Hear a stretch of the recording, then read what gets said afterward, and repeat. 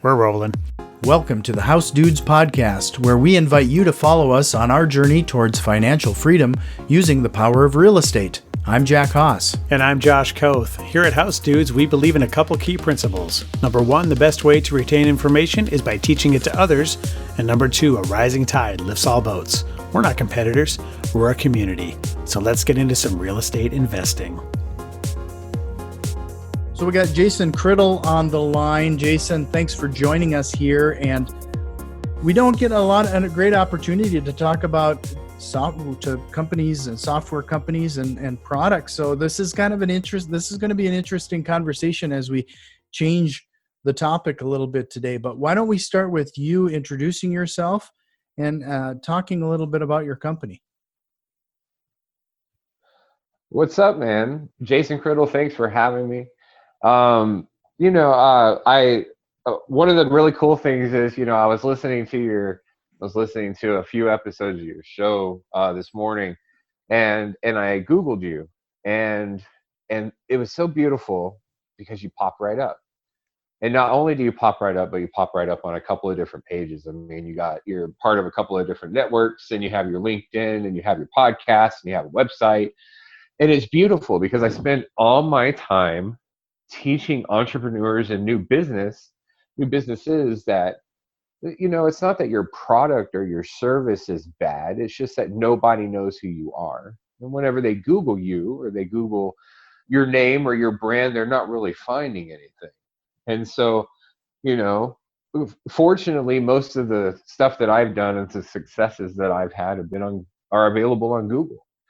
I spent a long time becoming Googleable. Mm-hmm. And so yeah, man, recently, I know that you're in IT, but recently we have a lot of investors that are real estate investors that are involved with our software company. I know that there's been a lot of changes in real estate investing with COVID, and there's been some bills introduced. And so really, I just wanted to come on and kind of talk to you about what's going on in the real estate game right now. And if we think that investors are aware that there's other options available to them. Sure. Yeah, you initially mentioned, the Rent and Mortgage Cancellation Act and how some of that's going to impact us. But talk a little bit about what you have to offer. I mean, you talk about these different avenues, and you're a software company. So that's really what I'm going to end up getting pretty interested in. It's interesting to see how different entrepreneurs and different companies are adapting to this current scenario that we're living through. Right. Yeah, man. I mean, we're Smartr Holdings, Smartr Marketing. We have a few properties out there. We're a 5-year-old company now. We'll be a 5-year-old company here in the next couple of months. And we started out just as a merchant processor. Back in 2014, 2015, we were trying to get people to use credit card machines. Mm-hmm. And we had an API available that we could use online. And then suddenly the business model turned towards, well, everybody's going to e-commerce, so why don't we build an API online that people use? And that turned to Smarter Commerce. And then we started building proprietary technology, affiliate tech, marketing, referral marketing, all these different pieces of software. But also processing all the transactions through all the software. And so at the end of it all, we have an e-commerce company. We have many tools that we provide. And not only that, but, being a software company, we've been complete for quite some time. And one of the things that I always talk to investors about is, whenever you're trying to build a property, it's not as easy to sell the property as it is when it's built. Whenever the property is sold, then you have the property sitting there. People can look at it. They can make the decision whether they want to buy it. But whether somebody buys it, leases it, whether it's multifamily, single family, you are limited to the amount of people that can be in that property at that time. You are always going to be limited on how much income you can make based on location. And so the thing about software companies is we have infrastructure online. Our customers are globally available to us. And even though there are a lot of very, very successful companies on the stock market that a lot of people are invested in, those software companies all started out privately. And the people that made real money with those software companies are the people that were invested in those companies before those companies launched and went, did their IPO and went public. And so, being here in Texas, one of the things that I've, in the last 7 or 8 years of doing what I do, usually if I want to get around software investors or software entrepreneurs, I have to go to Philadelphia or New York or California. But here in Texas, here in Dallas especially, everybody's involved in real estate. We still have a huge plot of land that can be developed, and there are meetings about meetings and meetups about meetups, and everybody's involved in real estate. But then something like COVID happens, and all of a sudden everything changes, and people stop showing up to work, and people stop paying rent, and laws and bills start coming across desks that say not only can the way people have invested in real estate for years completely change, but also the type and who can invest in real estate is going to change too. And even though the Rent and Mortgage Cancellation Act might not pass, that doesn't mean that different parts of it won't, or that different parts of it won't go into law, or that something something that would make even a bigger change could come across the table. And so whenever COVID happened and everybody started running home, what they all started doing is building infrastructure online. You have people that were doing more Zoom meetings. You have people that are figuring out how to, do legal proceedings in court, still work and operate, and teachers work with their students from home. But another thing is a lot more transactions started happening. A lot more e-commerce started happening, and a lot more entrepreneurs that have been sitting on the fence for some time have finally decided to go out there and start building their brand online. And so while a lot of people are focused on stock, and while a lot of people are focused on real estate, there's a lot of software companies that are not only making money, and not only making returns for their investors, but they are welcoming in dollars from investors for their products and their services and their offerings. And people that are in real estate just don't know that it's there. And so, yeah, I wanted to come on and talk to you guys because I want to start educating more people that are involved in real estate on how they can get involved in software companies. Sure. That you do How bring they up can, a really great point. As we're kind of living through some turbulent times with real estate, there are some people that are going to be looking for alternatives as they sit on the sideline and see where this market's going to take us. yeah, even whenever I was sitting with Mitch over the weekend, he mentioned that a lot of his investors will always tell him that they're not as diversified as they want to be, and so they put a little bit of money in real estate, but they're always looking for something else. And what do people really turn to? The average everyday person just does real estate or stock. Most people wouldn't go near crypto. I don't blame them, but software is still, even though we're surrounded by software, even though software is a part of every day of our life now, a lot of people just aren't aware that there are ways that you can make money from private software companies all over the world. Right. Yeah, and I think you're referring to Mitch Stephen, right? Yeah, Mitch. Yeah, Mitch was on our episode 99. So if people were interested in that, Mitch has a very interesting strategy regarding seller financing, and he doesn't do the traditional rental property.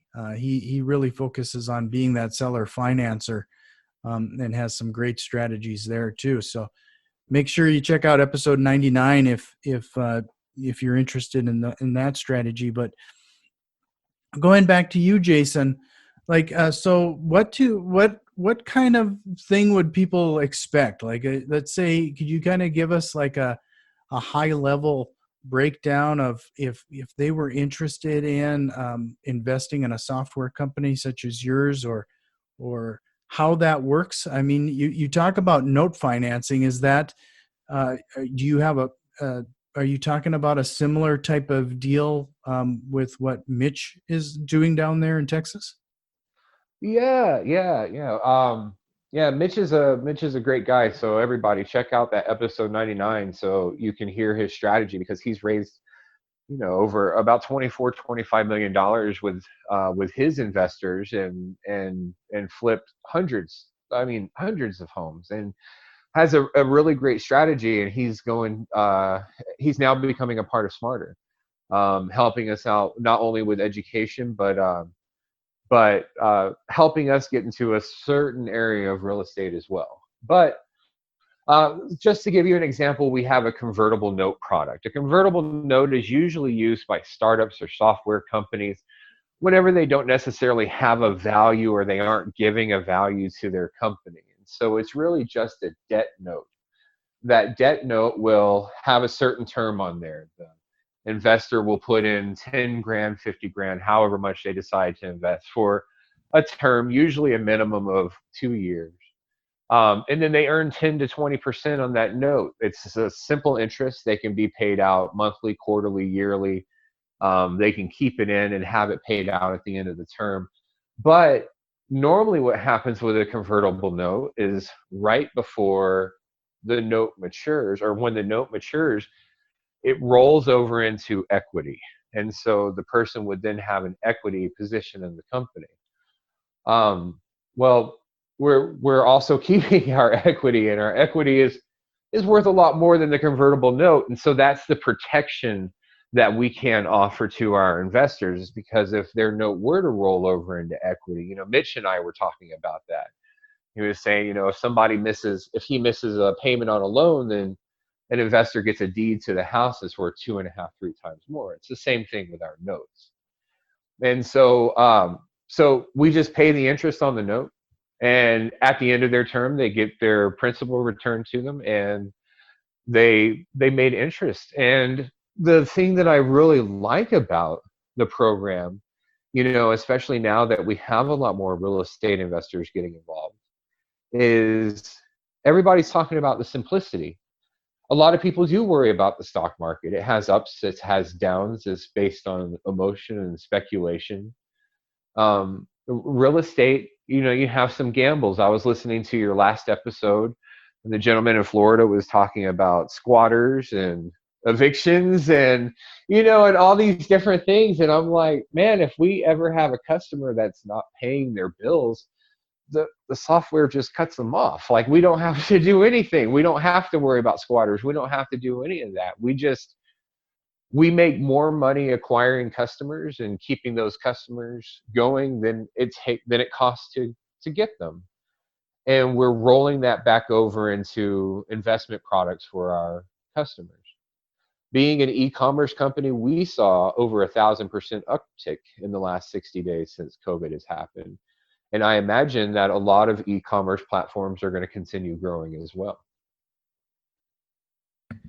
Yeah. So can you mentioned here now that it's associated with property, or how does that exactly tie together? Like, you're basically issuing loans to real estate investors, or maybe I'm just misunderstanding how this works. Yeah, a convertible note is just it's a loan product.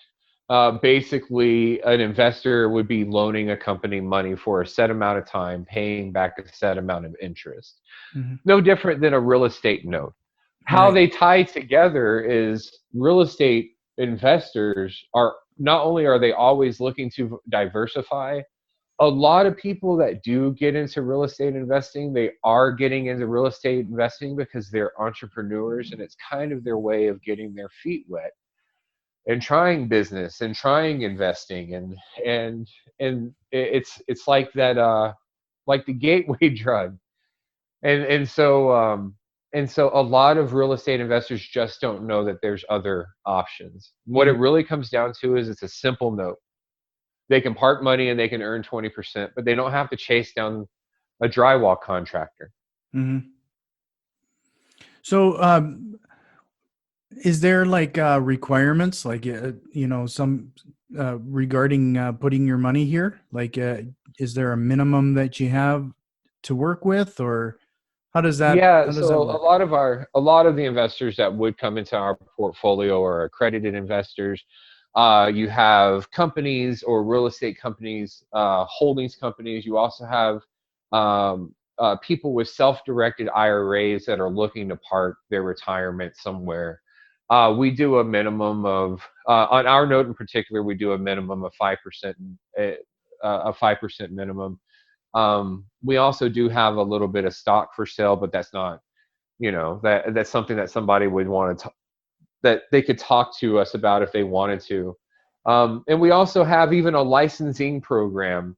And so even if an investor wasn't interested in buying a note or buying a security, we do allow people to completely white label a managed product of ours to where somebody could have their own e-commerce company for a down payment and a monthly payment. Mm-hmm. And now they have their own software company running online, but they don't have to hire engineers. They don't have to do anything. Customer service, everything is taken care of on our end. And Sure. so here's the thing, Jack, like, we're not the only software company doing it.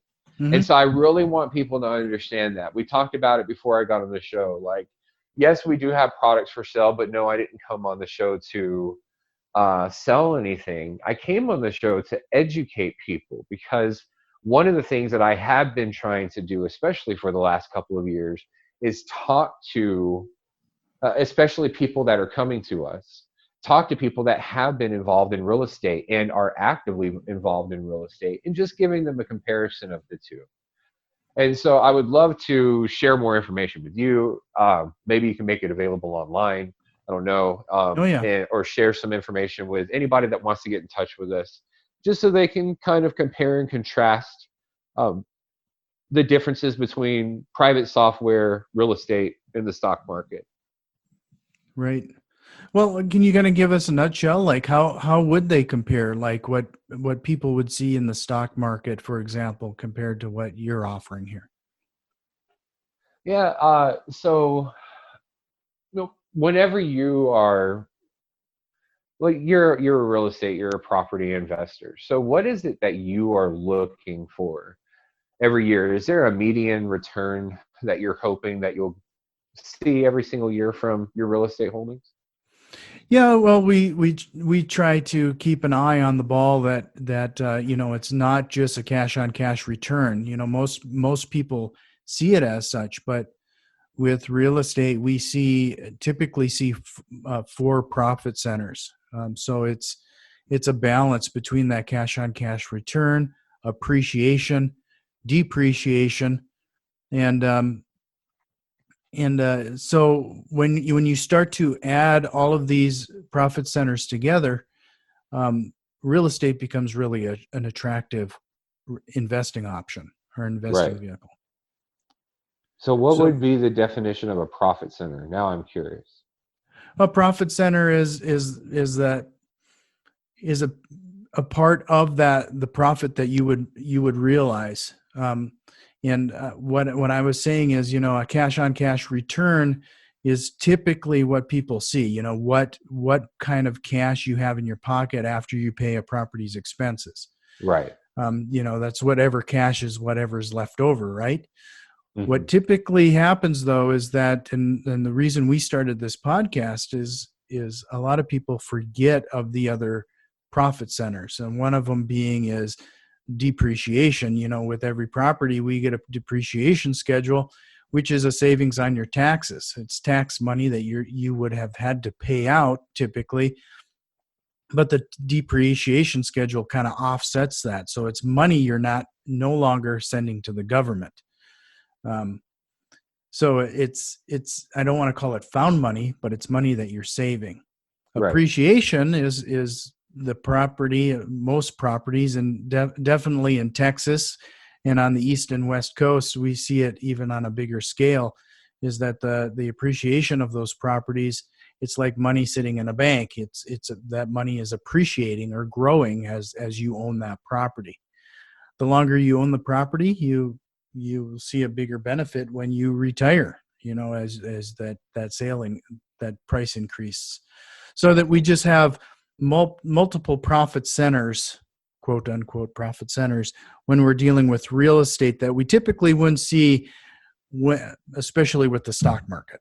Right. Right. So yeah, you would call it a profit center. I would probably call it more like a revenue stream. Right. It's a vertical marketplace that we would have using our APIs. So the same process is happening, which is producing income, but it's just from a different part of that business, the different part of the business structure. And so one of the things that you're dealing with in the stock market is, one of the things I was saying earlier is, even though we do have a lot of very successful companies in the stock market where people are holding cash now, one of the biggest things is an understanding of how the stock market works and what the stock market actually is, which is, at the end of the day, it could just be considered a huge banking program. And so whenever I look at a company like Facebook, I don't even know what their value is right now, but let's just say $300 billion. Well, Facebook itself is not worth $300 billion. Facebook itself is a $5,000 website. It always has been a $5,000 website. Mm-hmm. And so now they put up time, all kinds of upgrades and extra time and man hours into everything, which could possibly turn it into $20 million worth of work on a $5,000 website, but it's not worth $300 billion. What's worth $300 billion is the account that's holding their investors' money, because they make enough money on advertising revenue that they can spend investor dollars to drive that income producing process or profit center. The thing is they're on the stock market. And so even though one company might be doing well, depending on how the market is doing that day or depending on what's going on in the economy, everything can drop. You have the ability to be shorted. There are a couple of different ways that would keep somebody from just earning a consistent 10% and not having to worry about it. Whenever you're speaking about profit centers, I think it's great that you guys have your podcast, because I don't think the average person that's just now getting into real estate investing is thinking about all the different ways that they can be making money from real estate. A lot of the meetups that I've seen and a lot of the online meetings and the events that I've seen it really have a lot of people trying to get that first fix and flip so that they can put up some new drywall and replace the carpet and paint it and make a little bit of money. Mm-hmm. They're not yet treating it like a business. And so they haven't gone through the ups and downs that you and your partners have been through to know how to take advantage of not only your profit centers, but maximize all your income potential in every single facet of that, owning the property. They also, whenever they join the stock market, they don't have any control over things like that either. What your average investor is looking for is just a place to earn the cash on cash, like you called it. Mm-hmm. The average investor is just looking for a place to park money and earn 10%. Mm-hmm. And if they could do that, then they could hedge against inflation at least. Mm-hmm. They could make a little bit more money and have a little bit more money in their pocket. And so to me, whenever I think about the stock market versus real estate versus a private software holdings company, is effort. What do I have to do in order to make that return? What's involved? Am I going to watch the news and have a panic attack, and have a risk of losing money? Or can I just let my money ride? Right. And especially with our convertible note product, it is only used for income producing processes only. So absolute worst case scenario, somebody earns a minimum percentage of, I think it's like 5 to 8%. So it's still really good. And they just get all their principal back. Their principal would never be used for anything that did not produce income. Mm-hmm. So, I'm going to change the topic on you just a little bit, because, what I've definitely noticed when talking to you is that, you spoke about starting things off being basically a merchant provider or credit card processor online. And you've, in 5 years' time, it sounds like you've really found opportunities to fill niches. You've mentioned that there's other companies that are doing similar things online, but what kind of mental hurdles did you go through, or what led you to where you're at here today, focusing on what you are? Yeah, I think that there's plenty of companies that are doing e-commerce online, and I think that it can be done better. And so I've been consulting with companies for 7 or 8 years, trying to help them increase sales processes. I've been studying behavioral economics for quite some time. Most of my books that I've written are about business and behavior. It's just something that's fascinated me my entire life, and so I've always been able to pivot. Bob Proctor has a quote. He said, "The reason most people can't change their mind is because they're not aware of how to use it." Hmm. And so I've always been a very big believer in changing my mind whenever I have new information. And whenever you're an entrepreneur, that's called a pivot. And a lot of people are afraid to pivot. A lot of people have, one of the things that I talk to whenever I'm talking to a new business or a new entrepreneur, a lot of people come to me and they say, "Jason, I'm really passionate about this thing, and I want to spend my entire life doing this thing." Well, the truth is sometimes, even though you're really passionate about that thing, it's probably not going to be how you make income for a long time. And so, even though you are passionate about this thing, when you are passionate about it, you're going to have to fund it. You're going to have to put money, time, energy behind it to get it off the ground. And that's the only way that it will ever grow. But people seem to miss that part. They think that as long as they have the passion and they say their affirmations and pray, then all of a sudden things happen. But that's not the way money works, and that's not the way the economy works. Some of the biggest hurdles that we have ever had is me coming to the realization that at some point, the business model that we had at the time was going to no longer work. It just wasn't going to work anymore. There's reasons why those things like that happen. One, because whenever you're putting out a new piece of software that the world has never seen, you come up against a lot of challenges, and you go through a lot of people that don't know how to build what you want, and you go through a lot of customers that don't know if they should buy what you have. And so this is going to be the same with any business endeavor, trying to get your first rental property, trying to be a better husband or a better father or a better spouse. It's all the same. The very time that you make a decision to build something, that's when the learning starts. That's when the hard comes. That's when you have to give things your all, because the reality is there's something bigger out there than all of us that's testing us along the way. And whenever we say we want to do something or we want to build something or have something, then there's something that's going, "Oh yeah, you really want it? Okay." Here's another hurdle. How are you going to deal with this? "Oh yeah, you really want it? Okay, here's another hurdle. How are you going to deal with this?" Because the thing is no matter what goal we make for ourselves, the reason why we're making that goal is because we see a different person. We see a different future. We see something in our mind's eyes different than what we're experiencing now. And that thing that's in the future at the end of having reached my goal is better than what I have now. It's different. It's an answer. It's a solution. But where a lot of people get misguided is they don't start being that right now.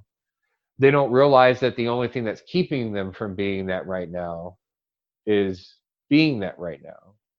And that doesn't mean fake it till you make it. That means not needing a to-do list, because the type of person that's already fulfilled that goal wouldn't need a to-do list. Not building a contingency plan, because the type of person who would have fulfilled that goal would have powered through it all. And so regardless if we're getting involved in real estate or software, there's a lot of hurdles that do keep us from reaching our goals.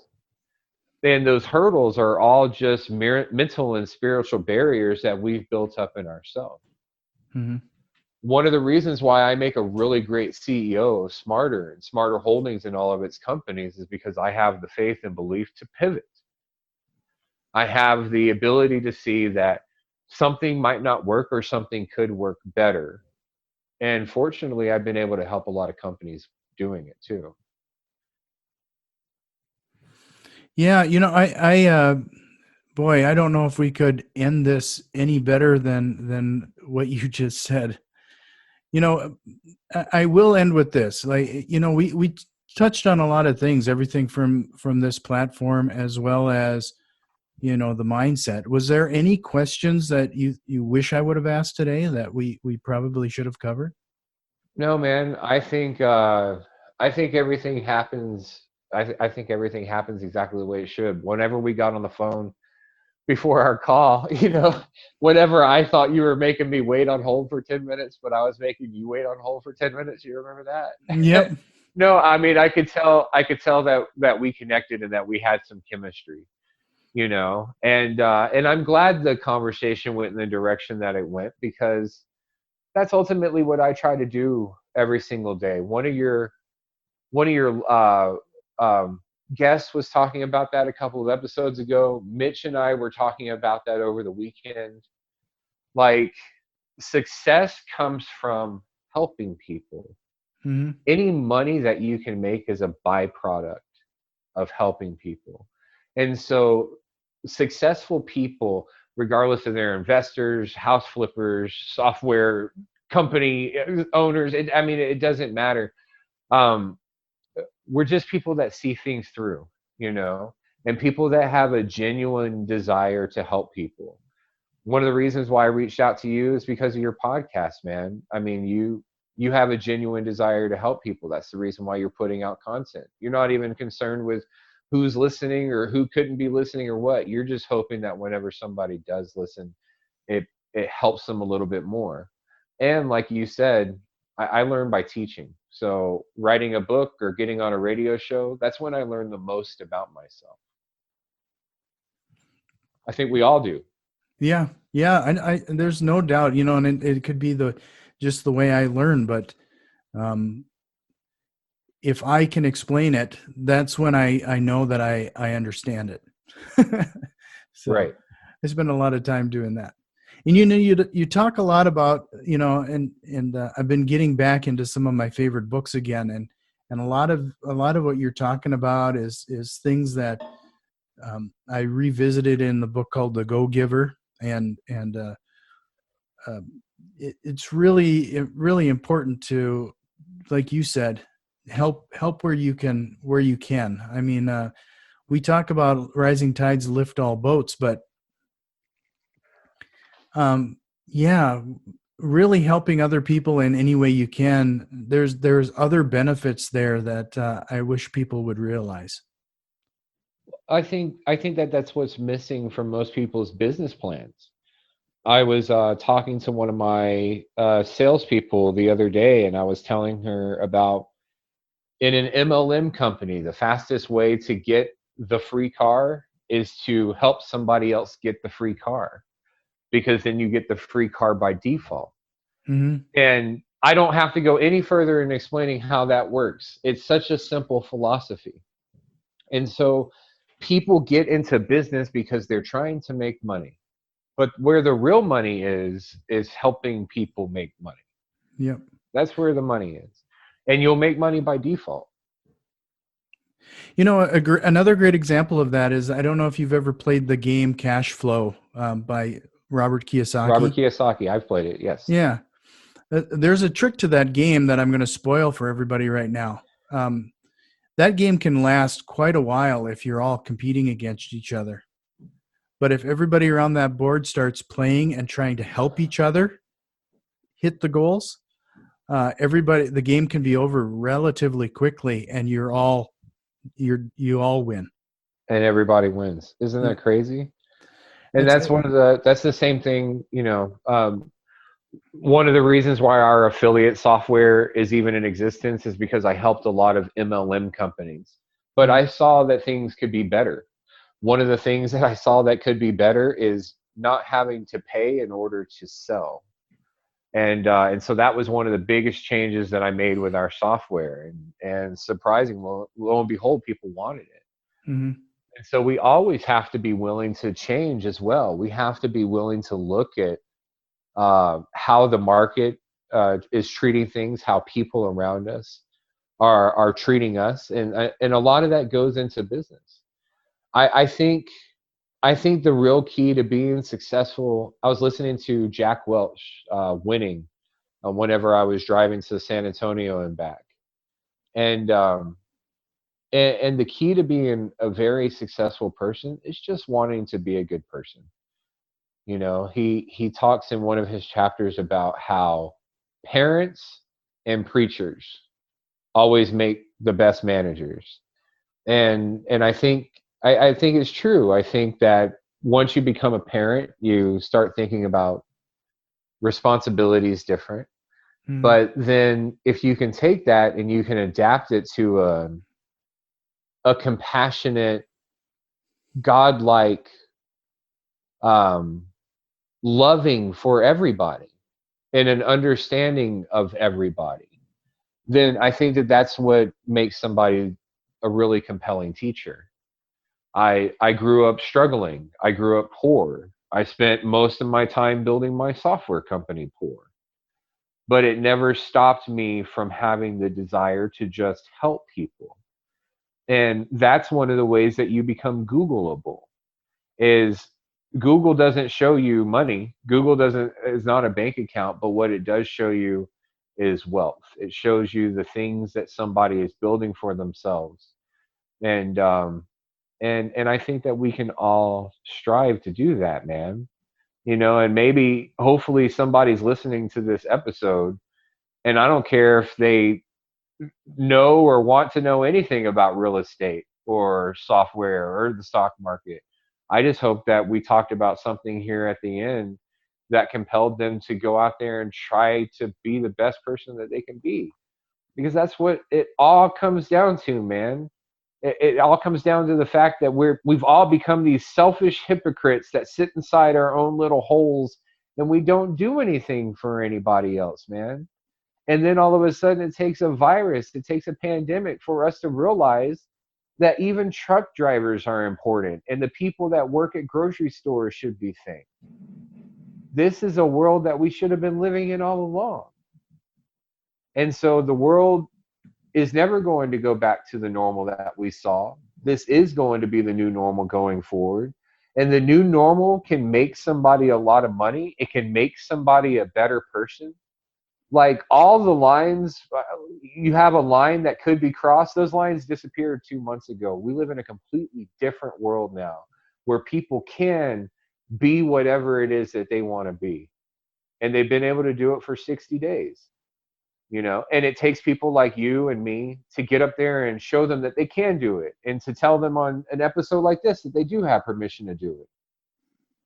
I am a 36-year-old father that has raised my daughter and homeschooled her on my own while building this software company. If I can do that, then anybody can do anything. And I grew up poor. I didn't come from a trust fund. I didn't have any money. Man, so I'm just a guy. I'm just a guy that wants to help others. And if people develop that drive and that ambition in themselves, then they can be very, very successful, Jack. Well, Jason, I appreciate you adapting to change again as I change subject on you mid podcast here.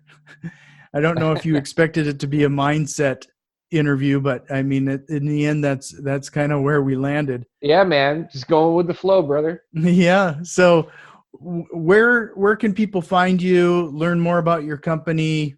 I'm sure they can Google you. I know you've been published on a number of platforms, but where's the easiest way to get a hold of you?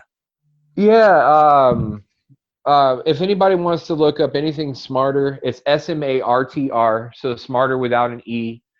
Smartr Holdings is our holdings company. We have Smartr Marketing out there. If anybody needs affiliate software, we have Smartr Commerce. Oh my gosh, it's huge. But somebody can just Google me. They can look up Jason Criddle, and whenever they do look up Jason Criddle, one of the very first things that's going to pop up is probably going to be my website, jasoncriddle.com. They can contact me through there. They can contact me through any Smartr website.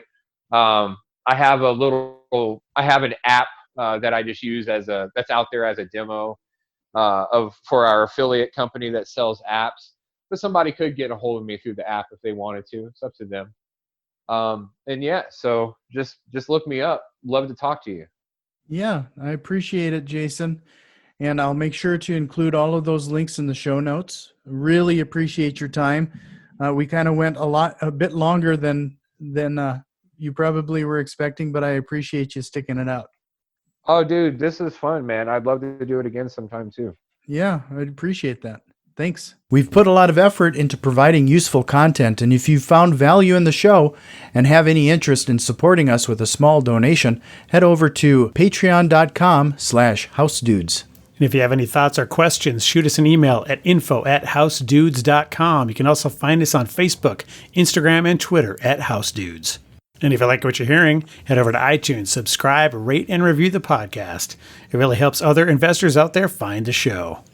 And remember, massive positive impact requires massive positive action. We'll see you next time.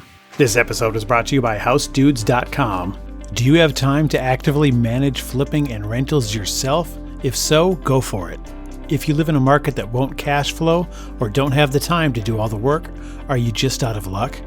If there was a way to participate more passively, would that appeal to you? I'm sure you have questions about how the process works and what to do next. If that's the case, fill out the form on housedudes.com/investors, and we'll reach out to see if you are a good fit for our business. This is first come, first serve, and we will have to stop taking applications when our goals are met. See you at housedudes.com/investors.